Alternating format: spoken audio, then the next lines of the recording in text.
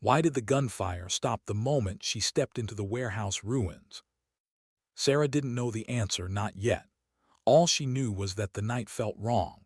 Too quiet, too expectant, like the world itself was holding its breath, waiting for her next move. She paused, breathing through the ache still lingering in her ribs from the explosion barely an hour earlier. The others were behind her in the darkness of the drainage tunnel, but here, in the chamber that opened into the city's forgotten underbelly, she felt the weight of something larger than survival. Not fear. Recognition. Because endings had a sound, a tension in the air, a pressure behind the eyes, and Sarah had lived long enough in her father's shadow to know when a story was reaching its point of no return. But this wasn't the ending.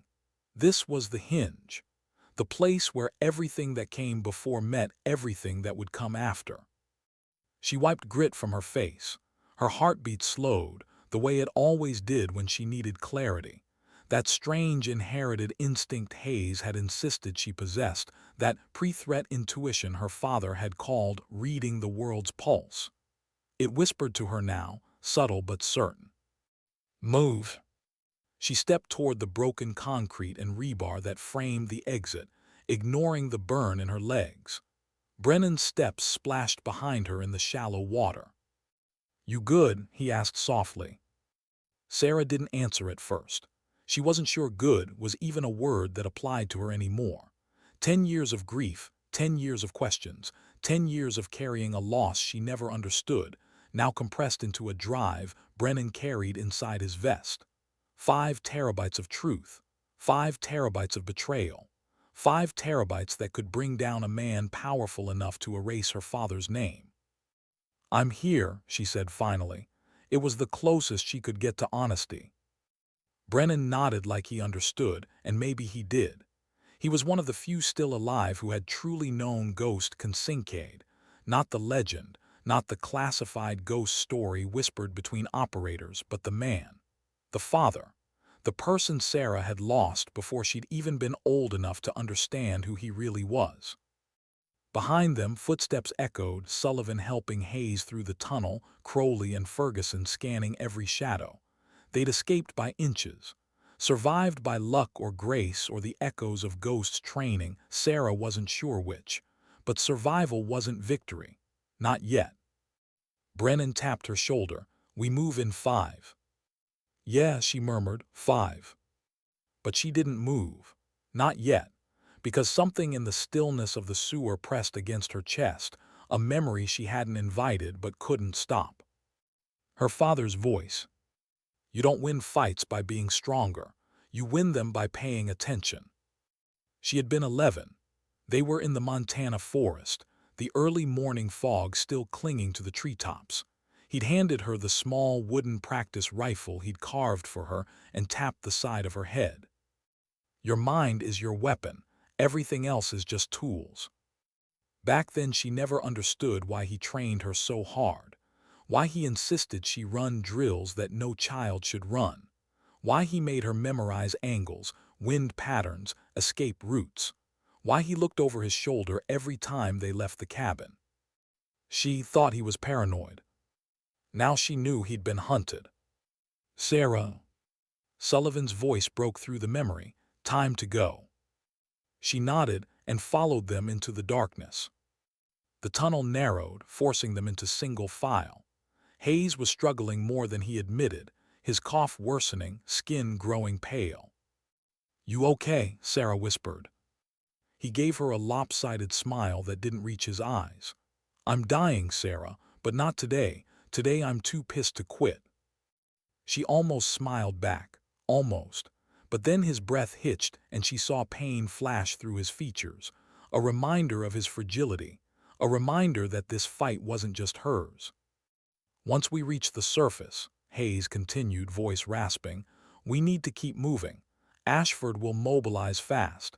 He'll expect us to run to the FBI." "We're not going to the FBI," Sarah said. "We're going somewhere he won't expect." Brennan glanced back, a silent question, and Sarah nodded once. "Arlington." Sullivan exhaled slowly. "His grave." "The place he thought would bury the truth," Sarah whispered. It won't. The tunnel sloped upward. A faint glow spilled in from a storm grate. As they climbed, the night air rushed in cold, sharp, alive. Phoenix still hummed above them like nothing extraordinary had happened. No explosions, no gunmen, no treason exposed in a forgotten warehouse. The world kept spinning. It always did. But Sarah didn't.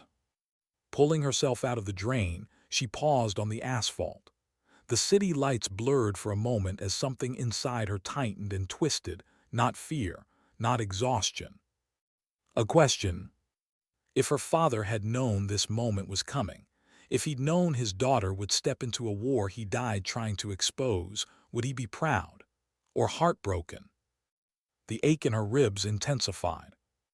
That was the question she couldn't answer, not yet. Crowley scanned the empty street. Clear. They moved fast, sticking to alleys, cutting through shadows, avoiding cameras where they could. Every step Sarah took felt heavier, more rooted in something she couldn't name, determination maybe, or grief hardening into purpose. A police siren cut through the night behind them. Not close, but not far enough. Hayes stumbled. Sarah caught him under the arm. "Easy," she murmured. "I've got you." He laughed, breathless. "Your father used to say that." When? Ramani, 2006, once after Brennan got himself blown through a doorway. It was a controlled breach, Brennan muttered behind them. Sarah almost smiled at the argument, two old warriors half teasing each other in the dark. For a brief second, the world felt normal, human. Then she saw headlights turn onto a street 2 blocks away, and everything inside her sharpened again. "We keep moving," she said. "No stopping." "What's the plan once we get to Arlington?" Crowley asked. "We confront Ashford," she said. "And then?" Sarah looked up at the night sky, at the faint stranger's stars above Arizona, so far from Montana's sky, so far from the one she'd grown up under with her father. "Then," she whispered, "we finish what my father started." She didn't say how. Or at what cost. Because she didn't know. Because none of them did. But the night held its breath again, and this time Sarah breathed with it. Not afraid. Just ready. Why did Brennan slow down when they reached the motel parking lot? And why did his hand drift toward his holster, even though no threat was visible? Sarah felt it before she understood it, that subtle thinning of the air, the quiet wrongness that came before a shift in fate. It wasn't danger, not exactly. More like the tension of a string pulled tight, waiting for someone to release it or snap it. "Something off?" she asked quietly. Brennan nodded once. "World's too quiet, even for 3 a.m. Crowley scanned the shadows. Neighborhood like this should hear a dog bark, a car, something. But there was nothing. Just the hum of a street lamp flickering like it couldn't decide whether to live or die. Sullivan exhaled. "Ashford knows we lived, might already have boots on the ground." Hayes leaned against a concrete pillar, breathing hard, sweat beading along his forehead. The man was trying to hide it, trying to stay upright, but Sarah saw it, the tremor in his hand, the slight collapse of his shoulders. He was fatting. "Hayes," she murmured. He waved her off. "I'm fine." "You're lying." "I'm alive, that's what matters." Not an answer, but she didn't push. There wasn't time, because the night wasn't waiting, and neither was the man hunting them. They crossed the lot and entered the motel room Brennan had secured earlier. The moment the door shut, the team moved with the practiced precision of people who'd lived too long in war to ever truly leave it. Sullivan checked curtains. Crowley swept for surveillance. Ferguson locked the deadbolt and placed a chair beneath the knob. Sarah stood in the center of the room, breathing shallowly, trying to keep her heartbeat under control. Every room had a sound. The motel rooms was hollow, starved of life, like laughter had never existed here. Only desperation. Only people running from something, hiding from something, leaving something behind. She could feel her father's presence like a shadow in her chest. Not comforting. Guiding. Pay attention. Hayes dropped onto the edge of the bed, hands shaking as he wiped his mouth with a sleeve. His lips were pale, his breathing quick. Sarah knelt in front of him. "You need a hospital." "We don't have time for hospitals," he rasped. "Your body is failing. And your father is waiting." The words should have made her flinch, should have cracked her, but instead they steadied her. Because Ghost Kincaid wasn't waiting in the grave beneath Arlington. Not really. He was waiting in the questions, the truth, the justice he'd died carrying. She touched Hayes' wrist. "You don't have to keep fighting." "Yes, I do." His voice was quiet, fierce. "Your father trusted me. I failed him once. I won't fail him again." Sarah swallowed hard. There was no room for softness now, only resolve. "Then we plan," she said. "All of it, every angle." Crowley spread a map of Arlington across the table. Brennan leaned over it, jaw clenched. Ferguson scribbled notes like a medic preparing for a mass casualty event. Sullivan loaded magazines in the dark. The repetitive click, a reminder of the storm they were walking into. Sarah stared at the map, at the marked grave. Her father's name. Captain Jackson Ghost Kincaid. U.S. Navy SEAL. Killed in action, Syria.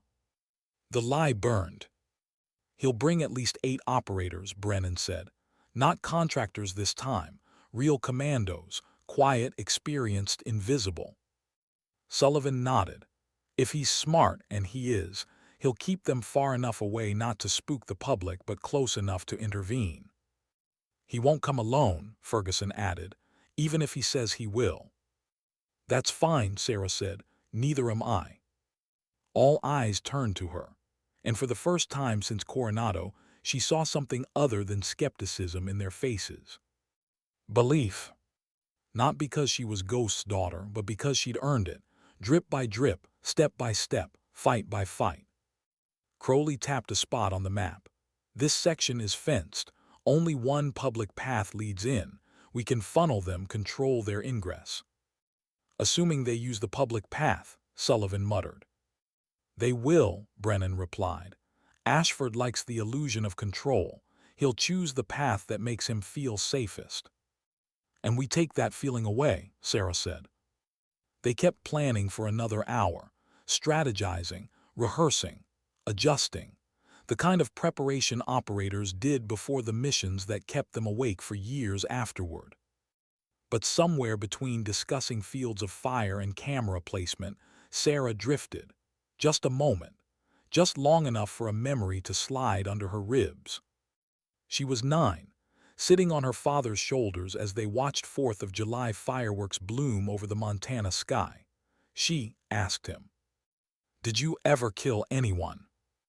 Ghost had paused, not because the question shocked him, but because he wanted to give her the right answer.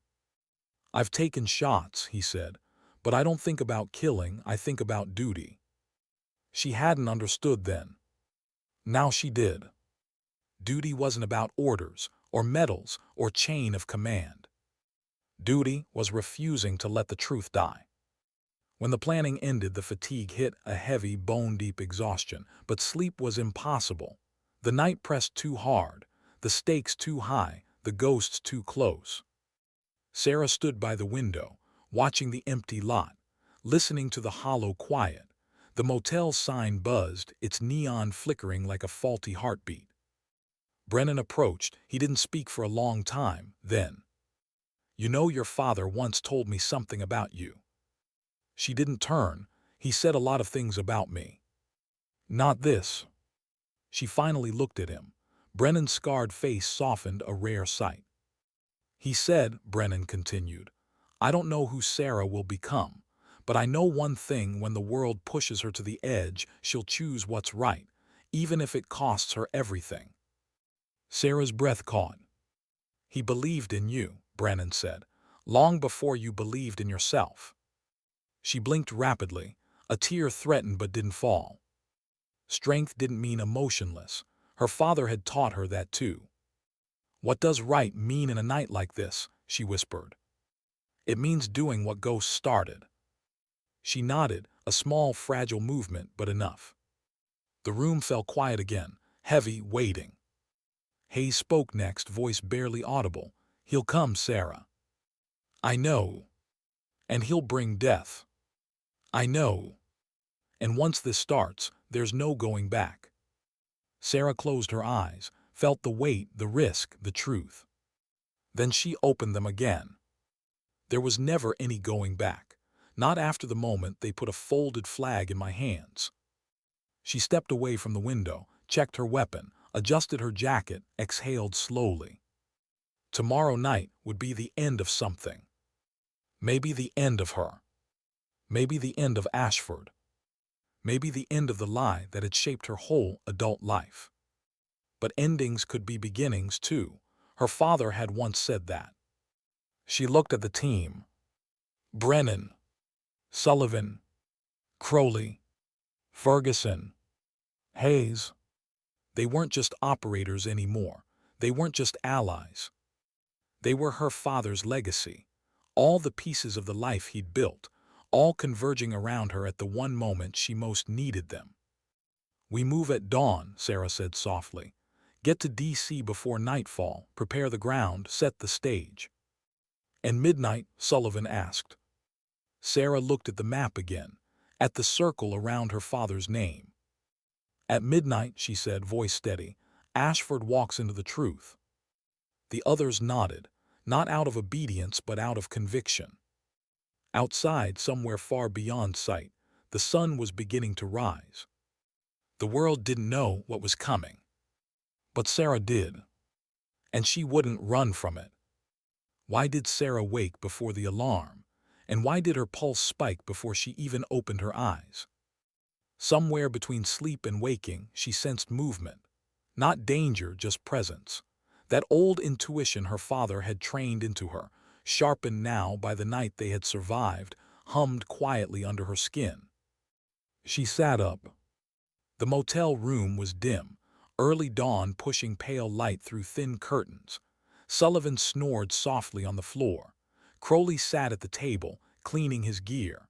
Ferguson was already up, repacking medical supplies with the precision of someone who understood how fragile life could be. And Brennan stood near the door, staring at something in his hands, something small, worn, wrapped in faded black cloth. Her father's compass. She hadn't seen it since she was 16. It was Ghost's constant companion on every deployment, every hike, every mission. He'd kept it on a cord around his neck, and the day before he left for Syria, he'd placed it in Sarah's palm and said, "I'll be back for this." He never came back. Now Brennan held it like it was made of bone and truth. Sarah rose slowly. "Where did you get that?" Brennan didn't look up. "Your father gave it to me before that last mission, told me to keep it safe." "Why are you giving it to me now?" He finally lifted his eyes, and she saw something raw in them, guilt maybe, or grief long buried. "Because tomorrow isn't promised," he said quietly. "Ghost knew that, and I think he wanted you to have it when you were ready." Sarah walked toward him, each step heavy with 10 years of silence. Brennan placed the compass in her hands. She felt the weight of it immediately, more emotional than physical. The metal was cold. Her father's initials were carved into the back. And it still smelled faintly of Montana pine. Her throat tightened. "Thank you." "Don't thank me," Brennan murmured. "Carry it, that's all." She closed her fingers around it. For the first time since this mission began, she felt something like alignment, like a part of her that had drifted for a decade finally snapped into place. Hayes emerged from the bathroom, coughing into a towel, too long, too deeply. When he finished, he braced himself against the wall, breath trembling. Sarah moved to steady him, but he shook his head, still alive. "For how long?" Sullivan muttered, half awake. Hayes managed a thin smile. "Long enough." Crowley zipped his duffel. "We have a 9 a.m. flight to D.C. under assumed names. After that, everything moves fast." Sarah nodded. She slipped the compass into her pocket and forced her breathing to slow. Today was transit. Tonight was setup. Tomorrow was the confrontation, the day her father's truth finally stepped into the light. At the airport, they traveled like shadows, separate lines, separate movements, rehearsed indifference. Operators knew how to disappear in plain sight, and Sarah, guided by Hayes' coaching, matched their rhythm perfectly. Still, tension threaded the air. Every loudspeaker announcement made her flinch. Every passing officer drew her eye. Every glance from a stranger felt like a question she couldn't afford to answer. Ashford had reach, far more than she'd realized. A man who could smother investigations, bury footage, manipulate chains of command. He had access to databases, travel logs, surveillance networks. It wasn't paranoia to think he might already know they were moving east. As they waited in the terminal, Sarah studied her own reflection in a darkened window. The small woman staring back looked nothing like she had a month ago. Her eyes were harder, her posture stronger, her fear quieter.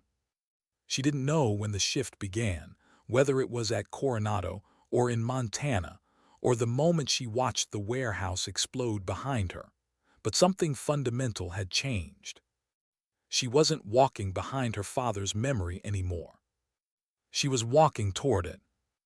They landed at Reagan National under gray skies and a biting wind. D.C. in late autumn always smelled like wet stone and history. "It's been a long time," Brennan murmured as the taxi rolled past the Potomac.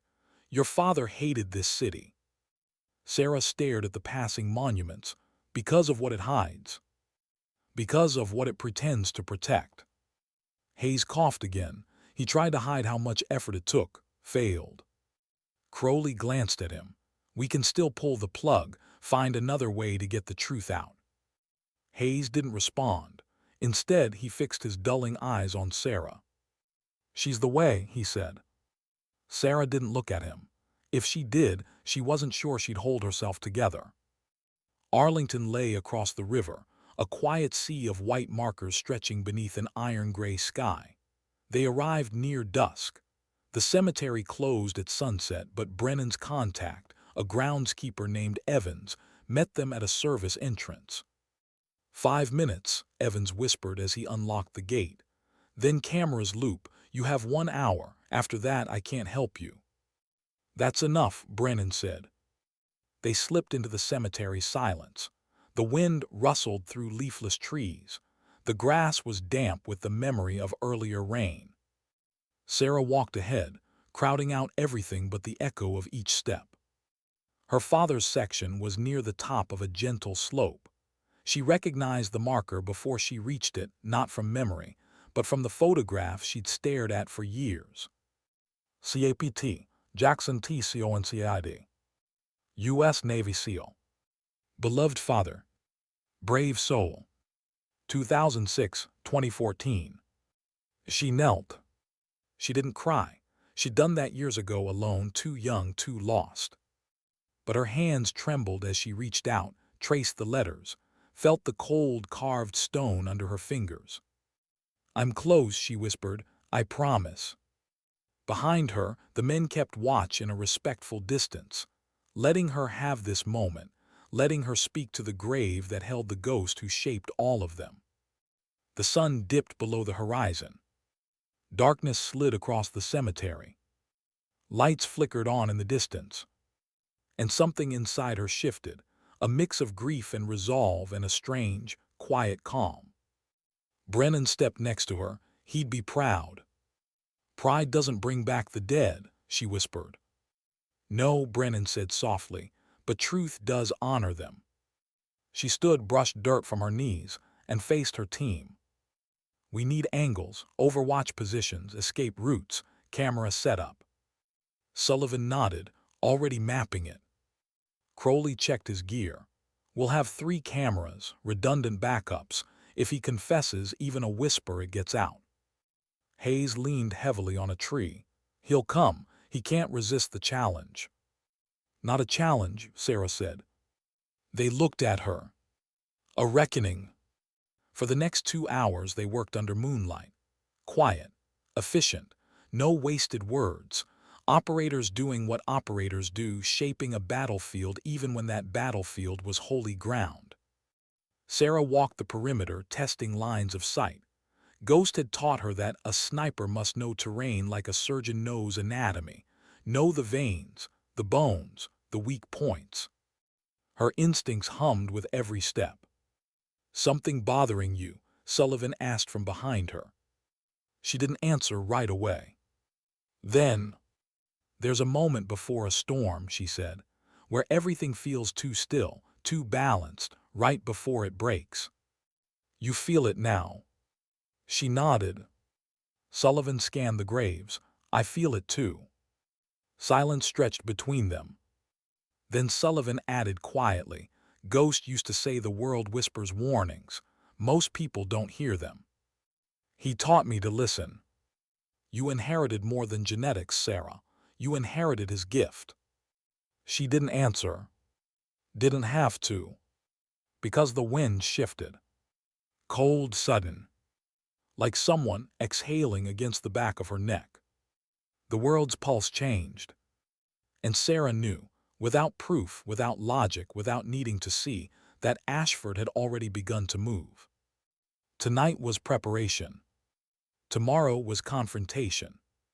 But the reckoning had already started. Why did Sarah suddenly stop walking, even though nothing around her seemed to move? The night was still, too still, the kind of stillness that didn't belong in a place like Arlington, where wind always whispered through the trees and distant traffic hummed across the river. But now silence, heavy, pressing, as if the world had paused, waiting to see who would make the next mistake. Brennan felt it too. His hand drifted toward his concealed pistol. "What do you hear?" Sarah didn't answer at first. She tilted her head slightly, listening not to sound, but to the absence of it, the way her father used to teach her. "Silence isn't empty, Sarah. It's full of clues." "It's coming," she whispered. Crowley turned sharply. "Ashford." "No," she scanned the dark rows of tombstones. "Something else. He's positioning." "Tonight?" Sullivan asked. "He wasn't supposed to move until tomorrow." "That's what we thought," she murmured. Hayes coughed from where he leaned against a memorial bench. The sound was ragged, tearing, like his lungs were splitting under the weight of their secrets. He wiped blood from his lip and forced himself upright. "He's accelerating," Hayes said, voice trembling. "Means he's afraid or desperate." "Or both," Brennan added. Sarah's pulse thudded with a sudden, sharp fear, not for herself, but for the men around her. Her father's men, the last living pieces of Ghost's legacy. She didn't want to lose them in this cemetery under a cold October moon. She turned. "Everyone tighten up, no more splitting off, we move as one." Ferguson frowned. "What about the cameras?" "We placed enough," she said. "Now we focus on survival." The wind picked up, stirring dead leaves across the path. A chill crawled up her arms. Not fear, instinct. A memory of her father leaning over a rifle on a hillside, whispering. When the air shifts, the threat shifts with it. And the air had shifted. The team headed toward the south edge of the cemetery, keeping low, using the tall marble headstones as natural cover. Sarah's breathing was steady, but her thoughts weren't. Every shadow felt too thick. Every tree trunk looked like it was hiding something she wasn't ready to see. Brennan stayed at her shoulder. "You're thinking too loud." She almost smiled at the old joke. "You feel it too." He nodded. "I do. He's adjusting his plan, which means he knows where we are or thinks he does. Then we need to predict where he'll strike." "Already have." They reached a cluster of trees near the hill crest, a dark, dense patch of shade that swallowed the moonlight whole. From this vantage point, the city lights flickered through the branches, a cold reminder of how close DC was and how far help remained. Brennan stopped beside her. "He won't risk a firefight here, too public, too dangerous." "Then what's he planning?" Sarah whispered. "Containment, not elimination, at least not yet." Crowley glanced between them, meaning. Meaning he wants her alive, Brennan said. The weight of that settled on them like frost. Sullivan exhaled slowly. He wants to talk to her before he kills her. No, Sarah said quietly. He wants to control the narrative. She could feel it, deep down, that Ashford didn't fear death, he feared exposure. He'll try to twist the truth, she said. Make me question what I know, make you doubt what Hayes learned. Hayes leaned heavily on a tree, wincing. That's why we have to move faster, get the footage ready, upload it tonight. Too risky, Ferguson said, if Ashford intercepts the signal. He won't, Hayes rasped. I encrypted. He never finished. His knees buckled. Sarah lunged forward, catching him before he hit the ground. His weight sagged against her, breath shallow, skin cold. Hayes, she whispered urgently, stay with me. He blinked slowly, struggling to focus. Hypoxia, adrenaline crash, lungs failing. We need a hospital, Sullivan said, voice hard. Hayes' eyes sharpened with sudden intensity. No, no hospitals, no doctors, they'll find me, they'll end this. Ferguson knelt beside them. I can stabilize him temporarily, but we need cover. Crowley looked around. There's a maintenance shed about 80 yards downhill. Go, Brennan ordered. Sarah slid Hayes' arm across her shoulders and stood, bracing his collapsing weight. His breath rattled, wet and broken. His pulse fluttered like fragile wings beneath her fingers. As they hurried through the cemetery, Hayes whispered through the pain. I wasn't supposed to live this long. I was supposed to die before I could talk. Don't, Sarah murmured. Don't talk like that. It's true, he gasped. Ashford planned it that way. Sarah tightened her grip. You are not dying here, not like this. He gave a small smile, sad, knowing. Your father said the same thing once. Stop, she whispered, please. They reached the shed. Crowley forced the door open and they eased Hayes onto a stack of bags filled with mulch. The air smelled of gasoline and rust. Ferguson immediately tore open his kit, hands moving fast. He's crashing, Ferguson muttered. BP's falling, we need to keep him conscious.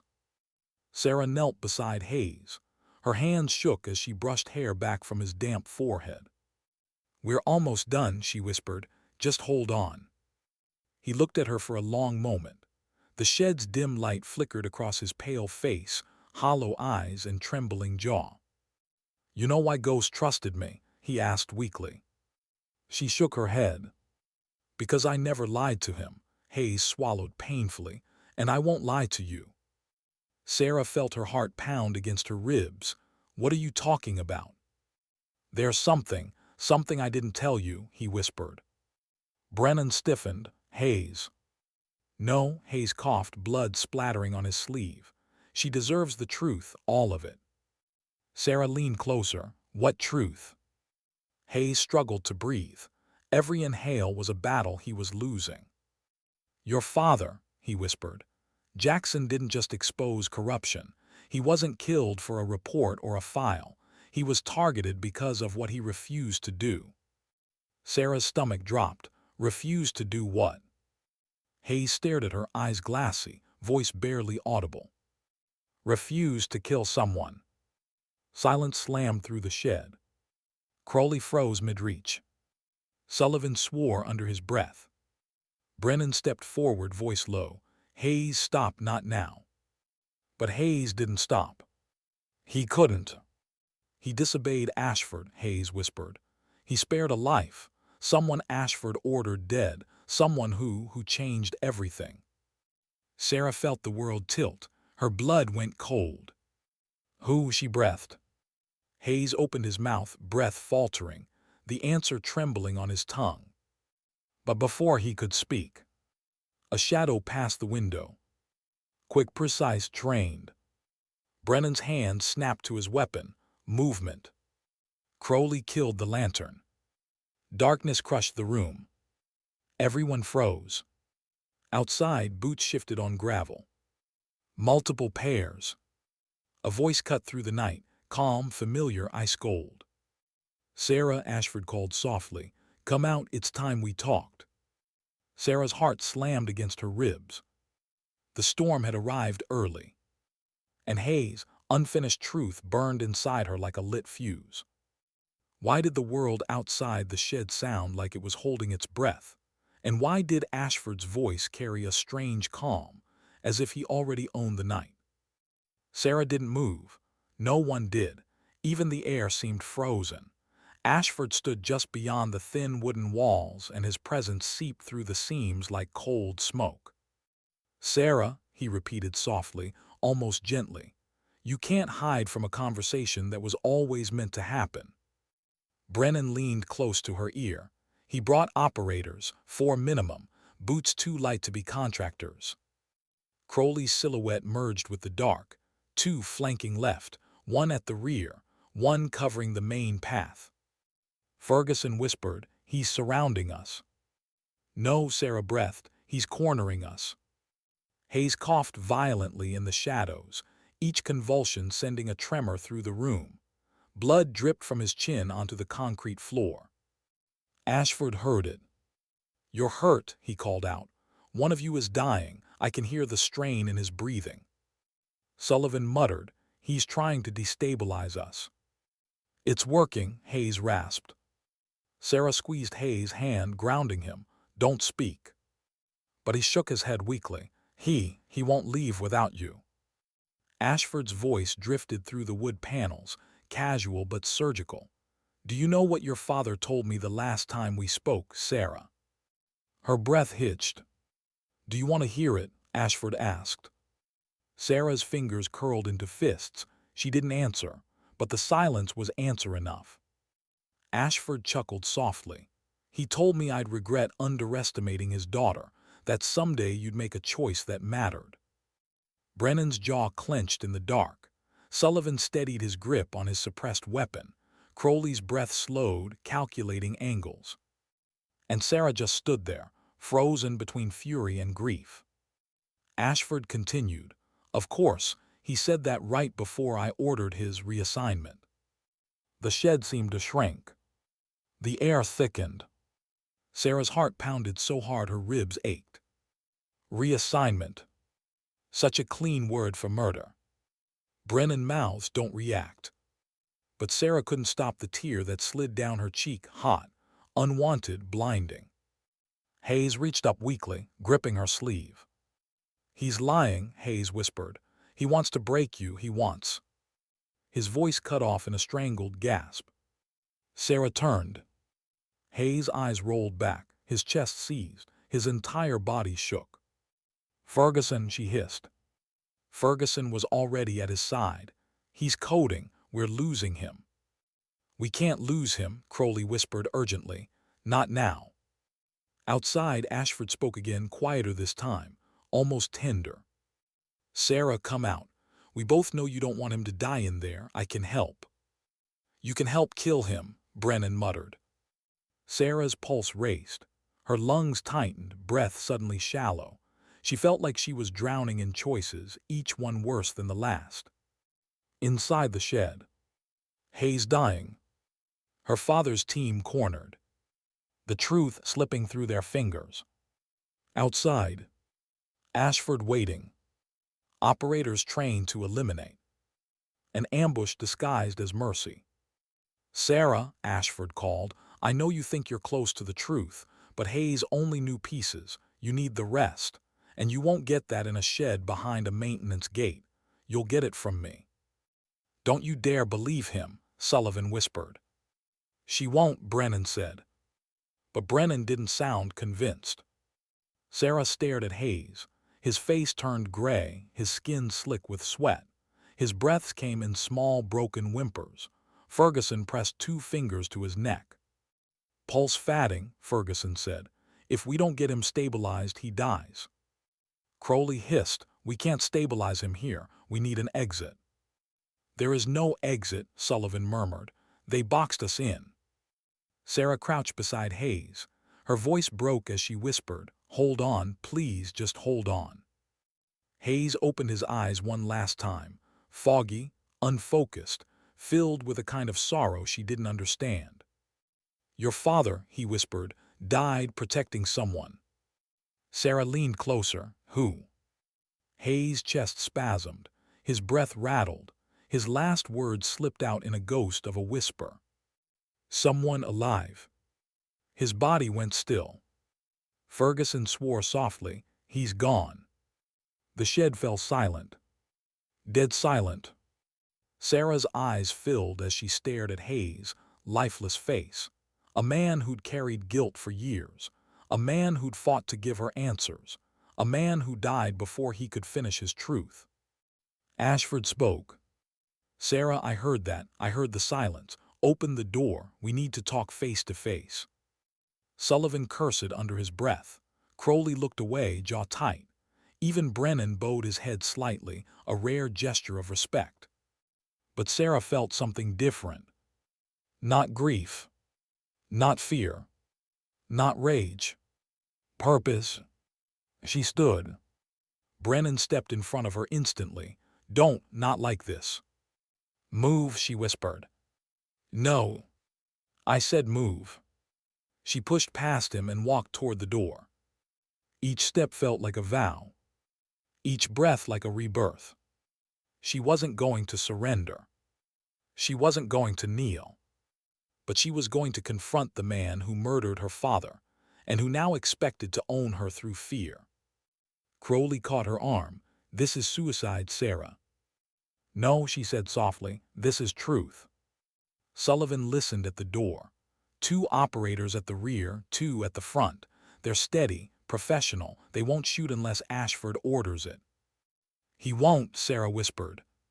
How do you know? Sarah touched the compass in her pocket, her father's compass, and felt the cold metal steady her pulse. Because he needs to talk to me. He needs control, and I'm about to take that from him. Brennan breathed out slowly. You walk out and we follow tight. No, Sarah said. You wait 5 seconds, then create a distraction. Don't fire unless I say. That's insane. It's necessary. Sullivan stepped back. Ready when you are.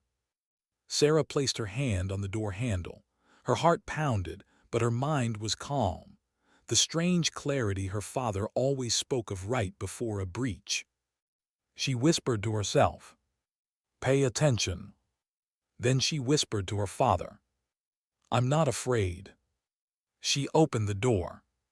Moonlight poured in, white and cold, painting the cemetery in silver shadows. Ashford stood 10 yards away, hands folded behind his back, calm as a wolf before the pounce. 4 operators flanked him, expressionless, disciplined, waiting. He smiled when he saw her. There you are. Sarah stepped out, steady, unblinking. Ashford, she said quietly, we finish this tonight. His smile widened, not with warmth but with triumph. Oh, Sarah, he said softly, tonight isn't the end. He stepped closer, eyes gleaming. It's the beginning. The wind rose behind her, a cold, slicing gust. And somewhere deep inside her chest, Sarah felt the truth snap into place. Tomorrow would be hell. But tonight was the reckoning.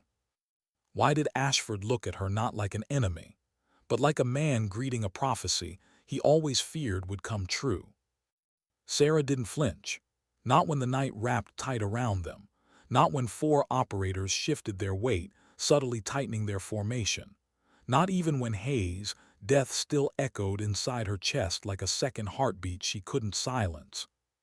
She walked forward until she stood exactly 5 paces from Ashford, close enough to see the faint scar beneath his left eye, close enough to smell the cologne he always wore, crisp, expensive, calculated.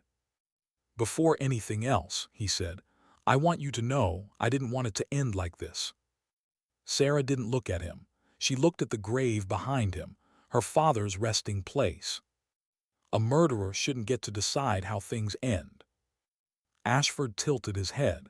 Is that what Hayes told you I was? He told me the truth. Ashford smiled, thin, controlled, dangerous. Hayes knew pieces, fragmented pieces, broken pieces, And people who cling to broken truths always see monsters where there are none. She felt the shift in her pulse, anger simmering slow, steady, but no longer wild.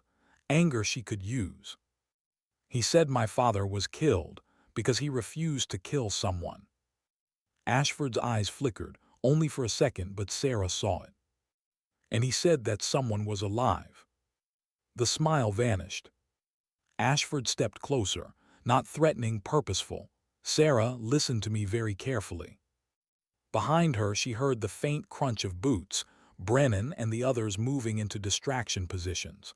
5 seconds, just like she told them. But she kept her gaze on Ashford. Your father, Ashford said softly, made a choice that jeopardized everything, all of us, the entire mission, the entire chain of command. He refused an unlawful order. He refused a necessary order. Necessary for who? Sarah whispered. For the mission or for you? Ashford exhaled slowly, as if disappointed. For the country. She shook her head. I don't believe you. No, he said quietly, you don't understand me. He took one step closer. Your father was ordered to eliminate a target, a high-value individual with connections to hostile networks. The intelligence was solid. The threat was real. Sarah felt her throat tighten. Who was the target? Ashford hesitated. And that was all she needed. You won't say the name, she said, because the moment you do, your story falls apart. You're emotional. I'm right. His jaw flexed. Your father disobeyed. He refused the shot because the target was a woman, a civilian, someone he. Say her name, Sarah demanded. Ashford's eyes hardened. No. That answered everything. Because Sarah now understood something she hadn't dared consider until this exact moment. Something that cracked the entire world open.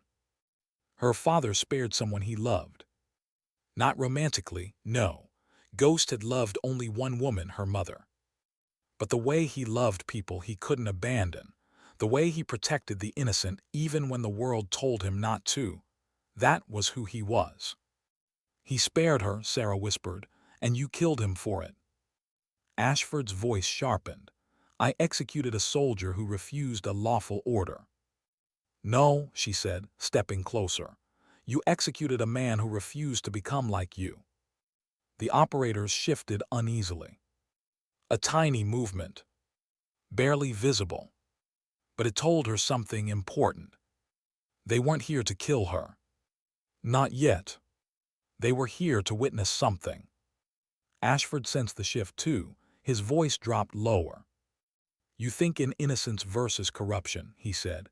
Good versus evil, right versus wrong. Your father wasn't that simple. Neither am I. Sarah swallowed hard. Maybe not, but the truth is. He stepped even closer, close enough that she could see the dark, tired lines under his eyes, close enough to feel the heat of his breath. You want the truth, he whispered, then here it is. He paused, waited, and then quietly. She's alive. Sarah's entire body tensed. Who? Ashford's gaze bored into hers. The woman your father spared. She felt her heartbeat stutter. You know her, Ashford said. You've met her. Sarah shook her head slowly. That's impossible. Is it? Ashford asked. And something about the way he said it, soft, knowing, cruel, punched a cold hole in her stomach. She had met hundreds of women across training, missions, Montana, Coronado, but none connected to Syria, none tied to her father's past. None except. Sarah froze. The world tilted. Her breath caught. Ashford saw the realization hit her. His voice softened. There it is. She whispered, barely audible, no. Ashford lifted his chin. Yes. No, she said again, shaking. You're lying, you're trying to. Your father didn't die protecting evidence, Sarah. He died protecting a person, a very specific person. Her knees weakened. Ashford leaned in. He died protecting you. Silence slammed the world. The operators didn't move. Brennan didn't move. Even the wind didn't move. Sarah's pulse thrashed wildly in her ears. What did you say? Ashford spoke calmly, clinically, as if delivering a briefing. You were the target, Sarah. Her lungs seized. You were 8 years old, Ashford continued. You were with him during a confidential extraction. You weren't supposed to be there. A hostile cell wanted you dead as leverage. Your father refused to follow the fallback order. He chose you over the mission. I don't remember. You weren't supposed to. He hid you, shielded you, smuggled you out. He killed 6 men doing it. And then when he returned without the confirmed kill, without the target, without executing the fallback order. You murdered him, Sarah whispered. Ashford didn't flinch. I enacted justice. No, she said, her voice cracking open. You murdered a father protecting his child. For the first time, emotion flickered in Ashford's eyes. Not guilt, something else. Fear.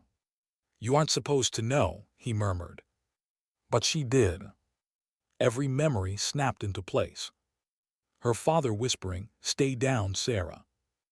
Her father shoving her behind the burned-out truck. Her father cupping her face afterward.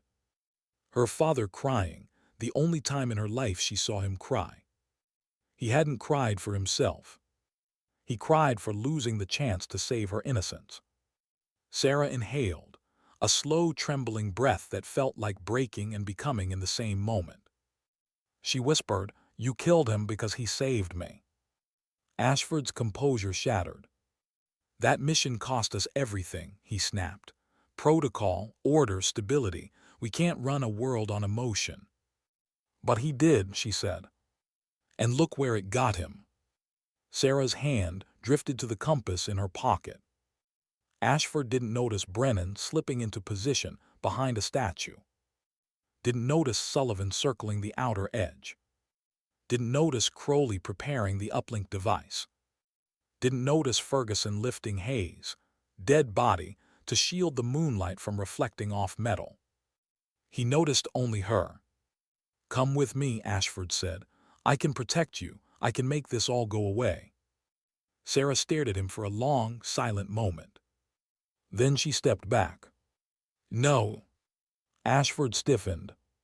Sarah's voice was steady, resolute, unshakable. I won't walk with the man who murdered my father.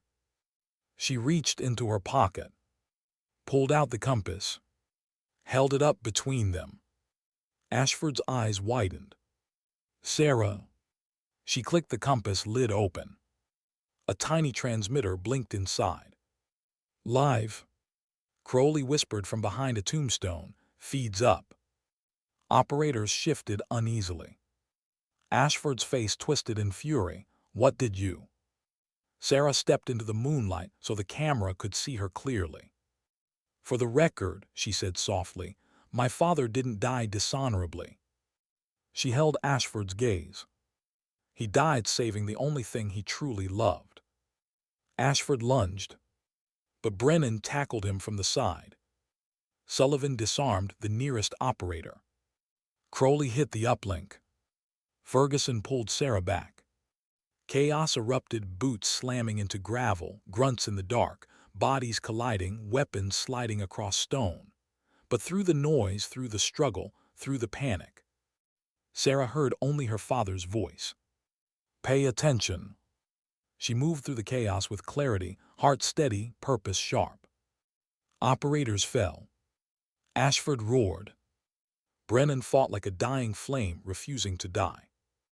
In the end, Sarah stood over Ashford's pinned form, his cheek pressed to the cold stone, his breath ragged, his career destroyed, his lies exposed to the world. She knelt beside him. He glared up at her. This changes nothing. She whispered, It changes everything. His jaw tightened. You think dignity wins wars? She shook her head gently. No. She stood. But dignity wins souls. She looked toward her father's grave. The storm inside her finally quieted. Not because she had justice, but because she finally had truth. She whispered into the wind. Sometimes dignity doesn't speak, it simply acts. The night carried the words across the graves. And somewhere, deep in the silence, Sarah finally felt free.